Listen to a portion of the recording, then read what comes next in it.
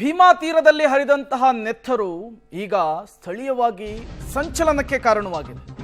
ಪ್ರತೀಕಾರಕ್ಕೆ ಬಲಿಯಾದನ ಹಂತಕ ಬಾಗಪ್ಪ ಹರಿಜನ. ಹಿಂದೆ ಕೊಲೆಯಾದಂತಹ ರವಿ ಅಗರಖೇಡ ಸಹೋದರ ಪಿಂಟ್ಯಾ ವಿರುದ್ಧ ದೂರು. ಗಾಂಧಿ ಚೌಕ್ ಠಾಣೆಯಲ್ಲಿ ದೂರನ್ನು ಕೊಟ್ಟಿದ್ದಾರೆ ಬಾಗಪ್ಪ ಮಗಳು ಗಂಗೂಬಾಯಿ. ರವಿ ಸಹೋದರ ಪಿಂಟ್ಯಾ ಸಹಚರರಿಂದ ಕೃತ್ಯವನ್ನು ಎಸಗಿದ್ದಾರೆ ಅಂತ ಹೇಳಿ ದೂರು.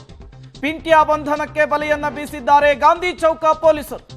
ಈ ಮೂಲಕ ಪ್ರತೀಕಾರಕ್ಕೆ, ಹಳೆ ವೈಷಮ್ಯಕ್ಕೆ ಮೋಸ್ಟ್ ನಟೋರಿಯಸ್ ಬಾಗಪ್ಪ ಹರಿಜನ್ ಹತ್ಯೆಯಾಯ್ತಾ ಅನ್ನುವಂತಹ ಅನುಮಾನ ಮುನ್ನೆಲೆಗೆ ಬರ್ತಾ ಇದೆ. ಯಾಕೆಂದ್ರೆ ಬಾಗಪ್ಪ ಹರಿಜನ್ ಮಗಳು ಗಂಗೂಬಾಯಿ ಇದೇ ವಿಚಾರಕ್ಕೆ ಸಂಬಂಧಪಟ್ಟಂತೆ ಪೊಲೀಸರಿಗೆ ದೂರು ಕೊಟ್ಟಿದ್ದಾರೆ. ಪಿಂಟ್ಯಾ ವಿರುದ್ಧ, ರವಿ ಅಗರಖೇಡ ವಿರುದ್ಧ ಗಂಭೀರವಾಗಿ ಆರೋಪವನ್ನು ಮಾಡಿದ್ದಾರೆ. ನನ್ನ ತಂದೆಯ ಹತ್ಯೆಯ ಹಿಂದೆ, ಬಾಗಪ್ಪ ಹರಿಜನ್ ಕೊಲೆಯ ಹಿಂದೆ ರವಿ ಅಗರಖೇಡ ಜೊತೆಗೆ ಪಿಂಟ್ಯಾ ಇರುವಂತಹ ಅನುಮಾನವನ್ನು ವ್ಯಕ್ತಪಡಿಸಿದ್ದಾರೆ. ಯಾವಾಗ ದೂರಿನಲ್ಲಿ ಇವರಿಬ್ಬರ ಹೆಸರು ಉಲ್ಲೇಖ ಆಯಿತು, ಯಾವಾಗ ಬಾಗಪ್ಪ ಹರಿಜನ್ ಕೊಲೆಯ ವಿಚಾರದಲ್ಲಿ ಇವರೊಬ್ಬರ ಹೆಸರು ಮುಂಚೂಣಿಗೆ ಬಂತು, ಇವರಿಬ್ಬರು ಕೂಡ ತಲೆಮರೆಸಿಕೊಂಡಿದ್ದಾರೆ ಅನ್ನೋದು ಗೊತ್ತಾಗ್ತಾ ಇದೆ.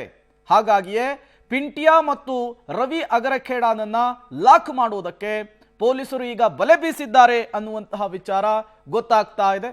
ಹಾಗಾಗಿಯೇ ಈಗ ಬಾಗಪ್ಪ ಹರಿಜನ್ ಹತ್ಯೆಯ ವಿಚಾರಕ್ಕೆ ಸಂಬಂಧಪಟ್ಟಂತೆ ಸಾಕಷ್ಟು ಬೆಳವಣಿಗೆಗಳಾಗ್ತಾ ಇರುವಂತಹದ್ದು.